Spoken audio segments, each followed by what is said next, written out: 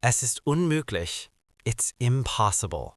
The German officer kept repeating the word as he stared through binoculars at a road in Normandy, June 1944, watching dust clouds stretch far beyond the horizon. On paper, the Wehrmacht understood American divisions. They had counted the rifles, the artillery pieces, the tanks. But what rolled past the hedgerows after D-Day didn't look like an army. It looked like a moving city. On June 12, 1944, near Isigny-sur-Mer, elements of Panzer-Lehr Division reported something that unsettled even veteran staff officers. For every U.S. infantry regiment advancing, there seemed to be an endless tail of trucks, fuel tankers, refrigerated food carriers, mobile workshops, medical vans, pontoon haulers, vehicles that never appeared in German field manuals. One officer wrote in disbelief that the Americans advanced on wheels, not on feet. The Germans had grown up on scarcity. The Americans arrived drowning in abundance. The first sound wasn't gunfire, it was engines. Thousands of them, low, steady, reliable. The GMC CCKW 2.5-ton truck, the Deuce and a Half, became the heartbeat of the U.S. Army in Europe. Its hum filled valleys long before soldiers appeared. German infantrymen of the 352nd Infantry Division, still holding battered positions near St. Lo, began to joke darkly that the Americans fought with trucks first and soldiers second. But it wasn't funny. Each U.S. infantry division officially fielded around 2,600 vehicles. An American armored division had closer to 3,800. That number stunned German intelligence officers when captured documents were translated in July 1944. A German infantry division, on paper, had fewer than 900 motor vehicles, many of them horses by late war standards. Fuel shortages meant even those often sat idle. For the German soldier watching from a hedgerow, the difference was visceral. Boots caked with mud, rations reduced to thin soup and black bread, ammunition counted round by round. Then came the Americans, fresh uniforms, cigarettes in pockets, chocolate bars, spare socks, hot meals arriving behind the lines in insulated containers. On July 25, 1944, during Operation Cobra, the psychological impact became operational reality. As U.S. bombers shattered German defenses west of St. Lo, American divisions didn't pause. They surged forward because trucks allowed them to. Fuel followed armor within hours. Engineers arrived the same day. Ammunition dumps appeared overnight. A lieutenant from Panzer-Lehr, retreating east, later admitted that the speed felt unnatural.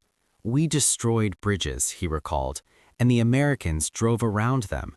We cratered roads, and by morning they were repaired." Those repairs arrived on 6 wheels. The Germans had planned for a war of railways. The Americans brought a war of roads. By August 1944, as the Wehrmacht reeled from the Falaise pocket, German prisoners were marched past American supply parks near Argenton. What they saw there left many silent. Rows of trucks parked with mathematical precision, fuel drums stacked like city blocks, field bakeries producing thousands of loaves a day, mobile hospitals humming with electricity, sterilized instruments gleaming under bright lights. One captured SS Untersturmführer reportedly asked a U.S. medic how long it took to build such facilities. The answer, a few days, felt like mockery. For German soldiers, logistics had become a source of despair.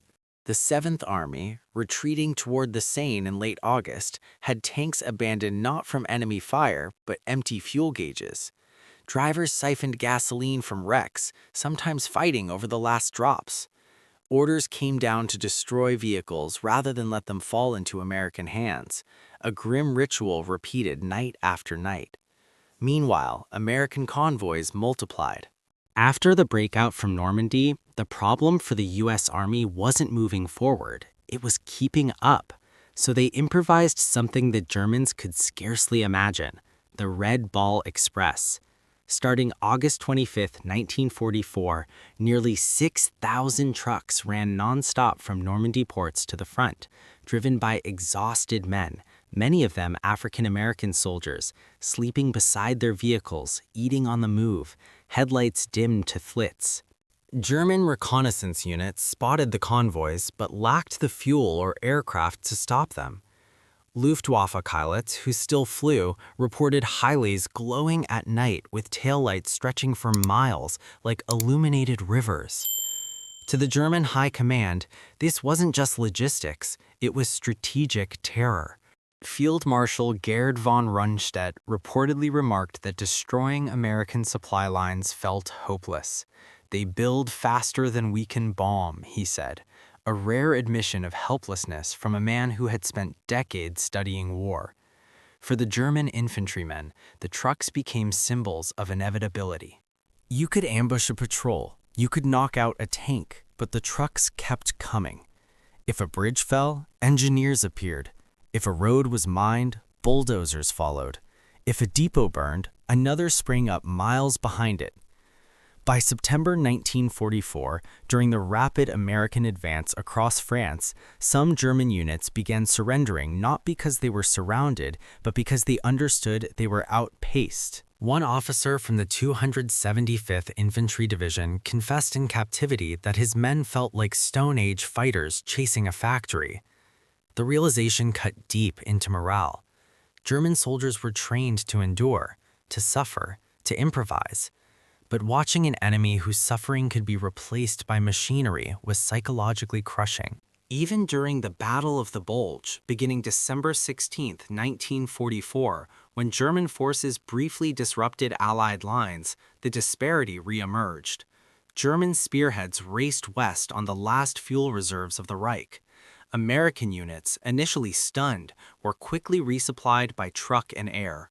By Christmas, German tanks sat frozen and empty, while American divisions rebuilt strength behind a wall of logistics. A German tanker from the 2nd Panzer Division, captured near Bastogne, reportedly said, "We advanced until the fuel ended. They advanced until the war ended." That sentence wasn't bitterness, it was clarity. By March 1945, as American forces crossed the Rhine, the roads of Germany itself filled with Allied trucks. German civilians watched convoys roll through towns untouched by rail lines, bypassing destroyed infrastructure entirely. For many, it was the first time they understood the war was truly lost, not on the battlefield, but in factories, depots, and endless columns of steel and rubber. The Germans hadn't underestimated American courage, they had underestimated American capacity. Behind every U.S. division wasn't just manpower, it was motion. Wheels turning day and night, fuel flowing like blood through an artery, a system designed not just to fight battles, but to replace losses faster than the enemy could inflict them. When German officers said they couldn't believe the number of trucks, they weren't counting vehicles, they were counting time, and realizing too late that they were running out of it.